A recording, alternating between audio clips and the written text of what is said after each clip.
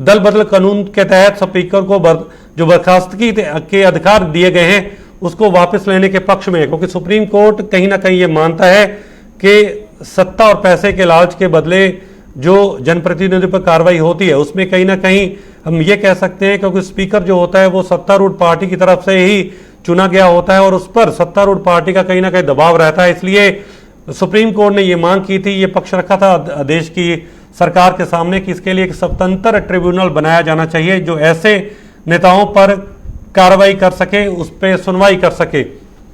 2019 में ही supreme court ने कहा था कि स्पीकर आखिरकार एक पार्टी का वर्कर है, उस पर दबाव हो सकता है, इसलिए वो स्वतंत्र फैसला नहीं ले सकता।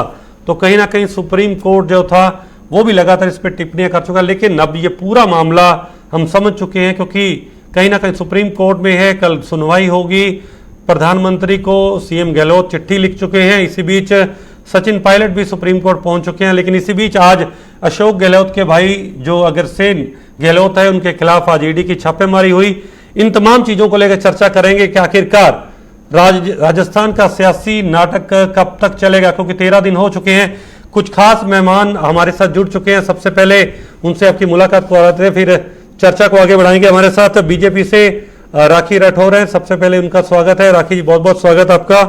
हमारे साथ दौलत राज नायक हैं, कांग्रेस से, राजस्थान से नेता हैं कांग्रेस के, उनका भी बहुत बहुत स्वागत है।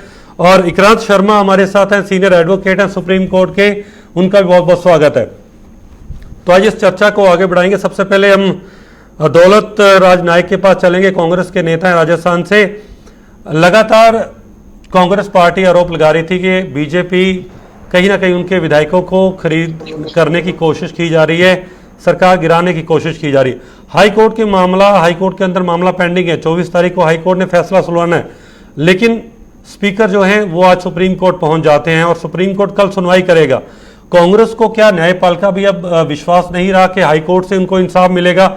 अगर स्पीकर का दावा बिल्कुल सही है, अगर उनके कानूनी अधिकार क्षेत्र में सब कुछ आता है, तो हाईकोर्ट के अंतिम फैसले से पहले ही सुप्रीम कोर्ट क्यों जाना पड़ा कांग्रेस को? दौलत राज। देखिए छपड़ा जी, जिस तरह से हाईकोर्ट ने पिछले आदेश में स्पीकर महोदय को जो आग्रह किया, रिक्वेस्ट किया, तो स्पीकर महोदय ने उस बात को माना और इस तक वो वेट करते रहे। और अब जो न्यायालय ने किया है वो लास्ट के जो 2 पैरा है उसमें देखिए आप, हाईकोर्ट जो है स्पीकर को डायरेक्शन दे रहा है, न्यायपालिका जो है वो डायरेक्शन नहीं दे सकती स्पीकर को। स्पीकर स्वयं में पूरा संवैधानिक अधिकार लिए हुए हैं। स्पीकर ने अभी तक उन विधायकों के खिलाफ कोई डिस्क्वालिफिकेशन का नोटिस नहीं जारी किया। उन्होंने सिर्फ जो याचिका माननीय मुख्य सचिव महोदय द्वारा लगाई गई उसका जवाब मांगा है, और इस जवाब के दौरान जो हाईकोर्ट ने डिसीजन दिया है और डायरेक्शन दिया है स्पीकर महोदय को, वो अवैधानिक है। लेकिन दौलत जी, जो स्पीकर ने नोटिस दिया था 19 विधायकों को, शायद वो भी आपने ध्यान से पढ़ा होगा, उसमें साफ साफ तौर पर यह भी लिखा गया था कि अगर जवाब नहीं दिया जाता तो क्यों ना आपको अयोग्य करार दिया जाए। 17 तक उनको समय दिया गया था, तो जवाब देना चाहिए था। ठीक है, हाईकोर्ट में तो विधायक हैं ना। लेकिन सबसे पहले बिल्कुल आपकी बात सही है, लेकिन अभी सुप्रीम कोर्ट 24 तारीख को इस पर अंतिम फैसला देगा, उससे पहले ही आप सुप्रीम कोर्ट भी चले जाते हैं और आज अशोक गहलोत जो है वो पीएम को चिट्ठी भी लिखते हैं। उन आदेशों के खिलाफ गए हैं जिसमें हाईकोर्ट स्पीकर महोदय को डायरेक्शन दे रहा है, आग्रह नहीं कर रहा, डायरेक्शन दे रहा है कि ये बात मानिए। ठीक है, ठीक है। बीजेपी नेता राखी राठौर भी हमारे साथ मौजूद है। राखी जी, जिस तरीके से कांग्रेस लगातार आरोप लगाती रही है कि बीजेपी सरकार गिराने की कोशिश कर रही है, लेकिन इसी बीच क्योंकि पूरा अगर घटनाक्रम देखें तो जिस तरीके से जब कांग्रेस विधायक दल की बैठक थी तो हमने देखा कि आईटी के छापे, सीबीआई के छापे, और आज तो अशोक गहलोत के जो भाई थे उनके खिलाफ ईडी के छापे। इतने सालों से जो मामले चल रहे थे, जो इन्वेस्टिगेशन हो रही थी, अचानक ही तमाम एजेंसियों को आज अचानक इन दोनों क्यों याद आई कि छापेमारी की जाए, तमाम सबूत इकट्ठे किए जाए? क्या प्रेशर के लिए तमाम एजेंसियों को यूज किया जा रहा है, या फिर सच्चाई में ही कांग्रेस के खिलाफ जो सबूत हैं नेताओं के खिलाफ, उसके तहत एजेंसियां कार्रवाई कर रही हैं? देखिए नवदीप जी, जिस तरह की एजेंसीज की आपने बात की, चाहे वो ईडी हो चाहे इनकम टैक्स डिपार्टमेंट हो, इनके जितने भी छापे पड़ते हैं वो पहली तैयारी के साथ पड़ते हैं। ऐसा नहीं होता है कि अचानक आए और आपने छापे कर दिए। ये पुराना एक मामला है जिसके सिलसिले में यहाँ पर हुआ, और पूरी तरह से एक बात क्लियर है कि जब भी कानूनी प्रक्रिया को कोई फॉलो नहीं करेगा तो ऐसी एजेंसीज काम करती हैं, वो करती आई हैं, करती रहेंगी।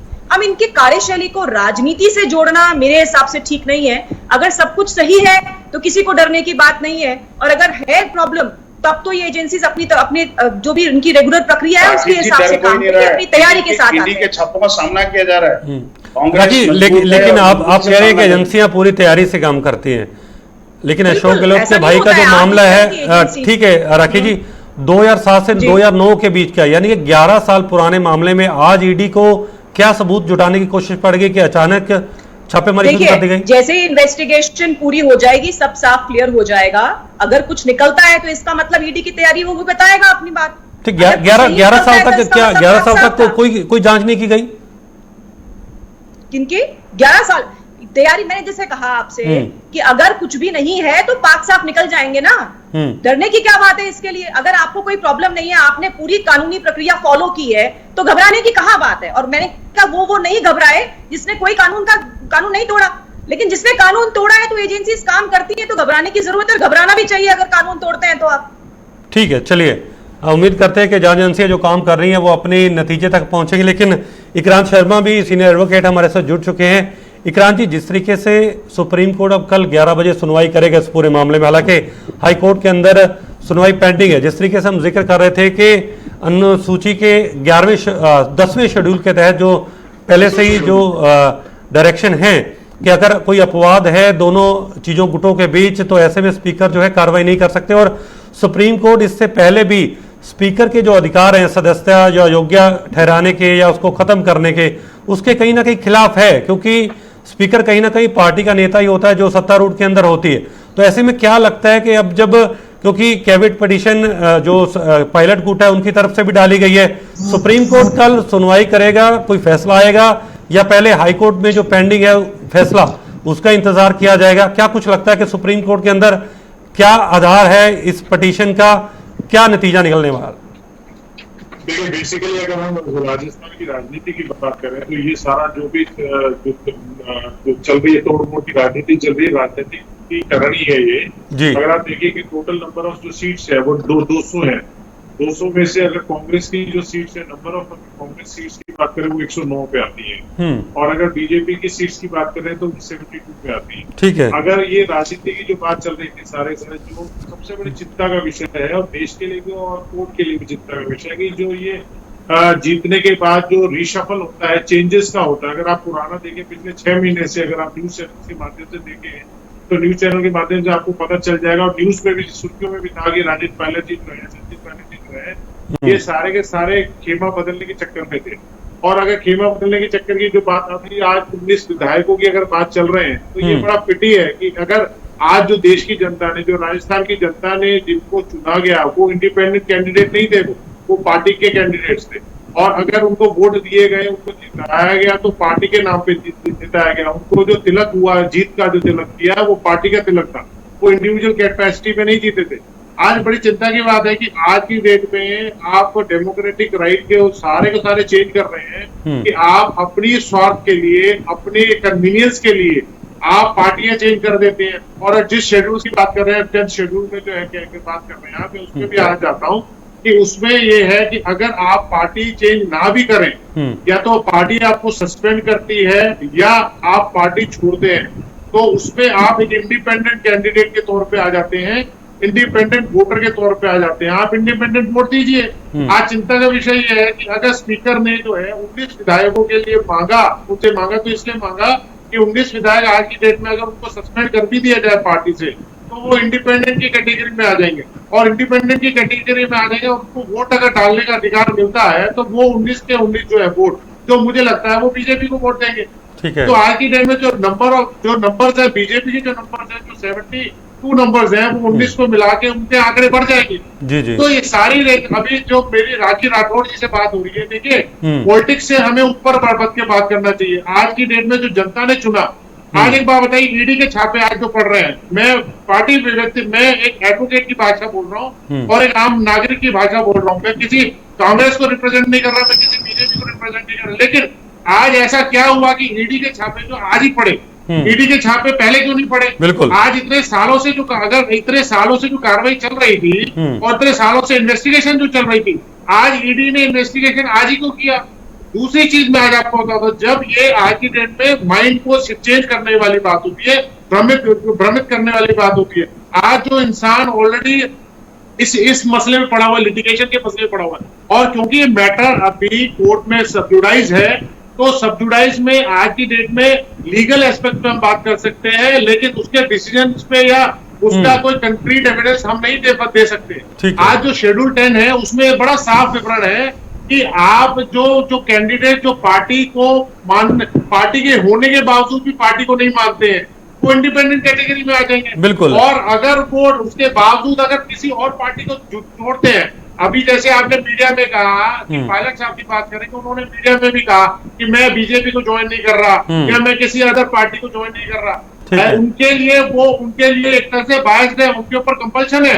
अगर वो किसी पार्टी को आज की डेट में ज्वाइन करते हैं तो एंटी डिफेक्शन लॉ उन पे लागू हो जाता है, और एंटी डिफेक्शन लॉ में उनके ऊपर जो है प्रोसिक्यूशन चलेगी।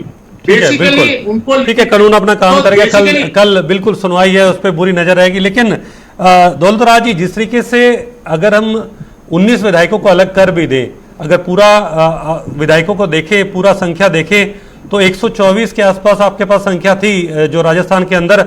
ये 19 को निकाल भी दे, 105 आपके पास है, और अगर 19 उधर जोड़ भी दे तो 95 की संख्या बनती है। लेकिन बहुमत में होने के बावजूद भी कहीं ना कहीं कांग्रेस को कहीं ना कहीं ये क्यों डर सता रहा है कि सरकार उनकी जा रही है, सरकार उनकी चली जाएगी, बीजेपी लगातार सरकार कराने की साजिश रहती है, कांग्रेस को डर किस बात का है? अभी भाजपा फ्लोर पे बहुमत क्यों नहीं मांग रही? हमारे पास नंबर ऑफ मेंबर्स पूरे हैं, हम बहुमत में हैं। अगर बहुमत में नहीं है तो विपक्ष हमसे बहुमत के लिए कहता क्यों नहीं? भाजपा को डिमांड करनी चाहिए हमसे। नहीं, बिल्कुल, लेकिन मैं वही कह रहा हूं कि आपके पास नंबर है, लेकिन विधायकों को लगातार एक होटल के अंदर रखना, आज कितने दिन से आप देख रहे हैं कि पूरे 12 या 13 दिन से विधायक जो है एक होटल के अंदर है, रोज 10 लाख से ज्यादा खर्च उन पे हो रहा है। सीबीआई किस तरह से कार्रवाई कर रही है, सारी सरकारी एजेंसियां किस तरह से काम कर रही हैं, इस जो माहौल है, आपने सीबीआई को तो रोक दिया, आपने राजस्थान में सीबीआई को तो पहले रोक दिया कि कोई कार्रवाई नहीं कर सकती सीधे। ईडी तो कर रही है ना।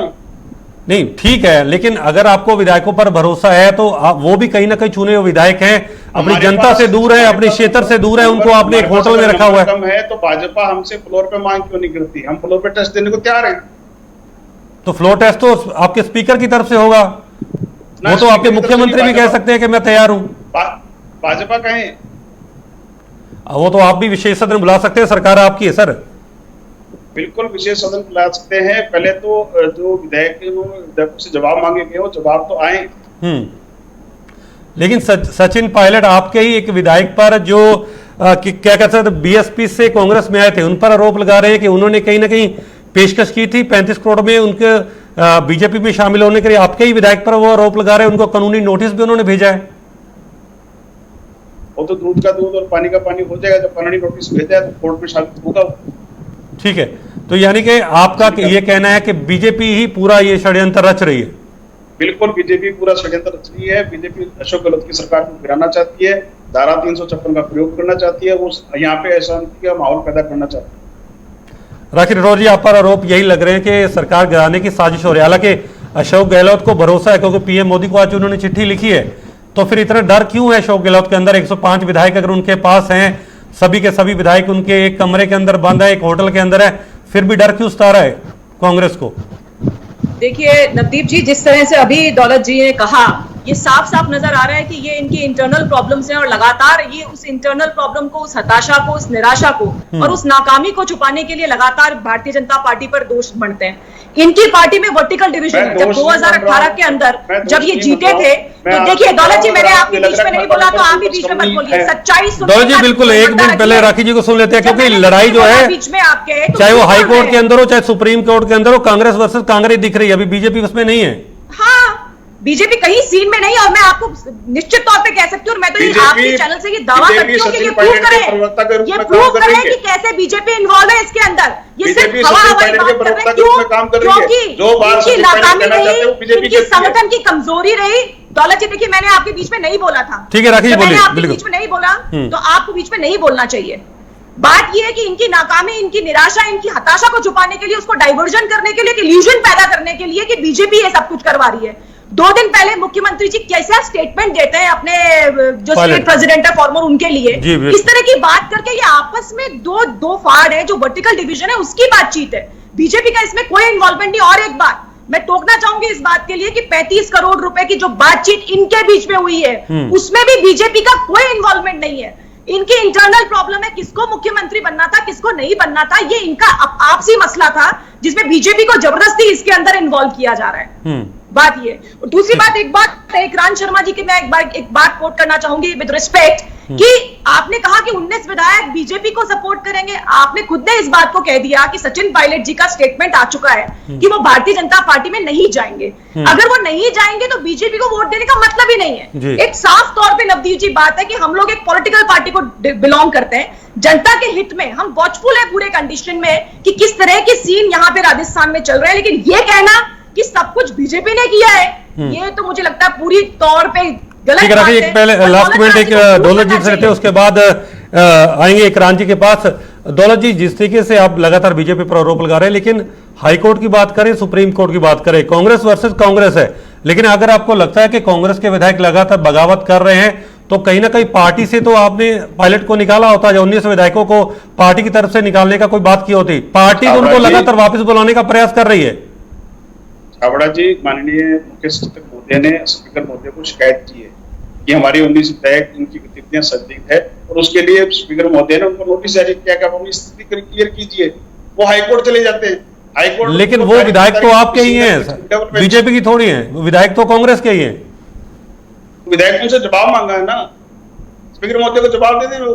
तो फिर लड़ाई तो कांग्रेस वर्सेस कांग्रेस है, इसमें बीजेपी पर आरोप क्यों लगा रहे हैं आप? बीजेपी पर आरोप इसलिए लग रहा है कि वो आईटीसी जिस गुरुग्राम के होटल में ठहरे हुए, वहां पे भाजपा की सरकार है, भाजपा के नेता वहां मिलते हैं उनसे।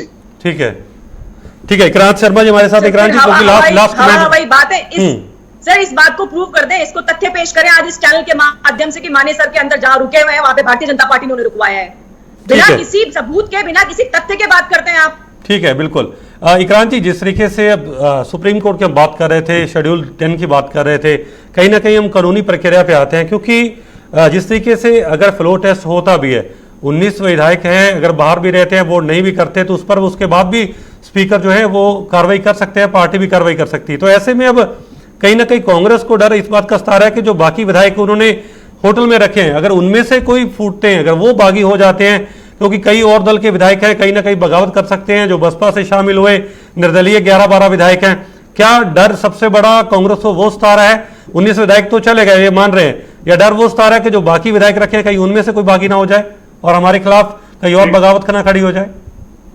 देखिए नवदीप जी, आपने जो बात बोली, अभी मैंने जो है दौलत जी को भी सुना और जो है राखी जी को भी सुना, और मैंने टिप्पणियां दी है, बता दूं मैं आपकी, वो टिप्पणी लीगल एस्पेक्ट के हिसाब से जी जी, अगर पार्टी विशेष के हिसाब से नहीं थी। बेसिकली ये जो मसला है, अगर आप पुराने आंकड़ों को देखें और पुरानी न्यूज को देखें, ये कांग्रेस वर्सेस कांग्रेस का है इसमें, और लीडरशिप का है कि गहलोत जी के बीच में टसल और पायलट जी के बीच में टसल है कि मुख्यमंत्री कौन बनेगा वहां पे। ठीक है, आज की डेट में सीजन जो है वहां पे जो लीडरशिप है वो गहलोत जी की सीजन लीडरशिप है, और अगर इनको इंटरनल मसला था, इंटरनल मसले में वो इक्वेशन ये बैठी कि सचिन पायलट जी का जो ये इक्वेशन था कि ये हम लोग अपने विधायक जो है यहाँ से निकाल लेंगे और इंडिपेंडेंट वोटिंग करके और अपने वोट जो है हम लोग नेगोशिएट कर देंगे किसी और पार्टी के लिए। तो लीगल इश्यूज की बात करते हैं, जो मैंने कहा था, जो जिससे राखी मुझे बोल रही है, वो ये था कि इसमें बीजेपी को वोट देने की बात नहीं है। अब बात ये है कि उनको जो सेकेंड लार्जेस्ट पार्टी जिसपे नंबर ज्यादा है, अगर वो उसको वोट दे देते हैं इंडिपेंडेंट कैटेगरी के हिसाब से, तो उनको रोका नहीं जा सकता है, वो वोट दे सकते हैं उसके फेवर में। और अगर सेकंड लार्जेस्ट पार्टी की अगर आप बात करें तो सेकंड लार्जेस्ट पार्टी जो है वो बीजेपी की है। बेसिकली अगर कांग्रेस की अगर आप बात करें, लीगल इश्यूज की बात करें, तो कांग्रेस का ये इंटरनल मैटर है, उनको अपना मैटर रिजॉल्व कर लेना चाहिए था। ठीक और है। उनको ये बेसिकली टसल उन दोनों की टसल है, जिस कारण से जो है मामला कोर्ट में भी गया। और फ्लो टेस्टिंग की अगर आप बात करते हैं आज के डेट में, तो फ्लो टेस्टिंग का ऑप्शन है हमारे पास।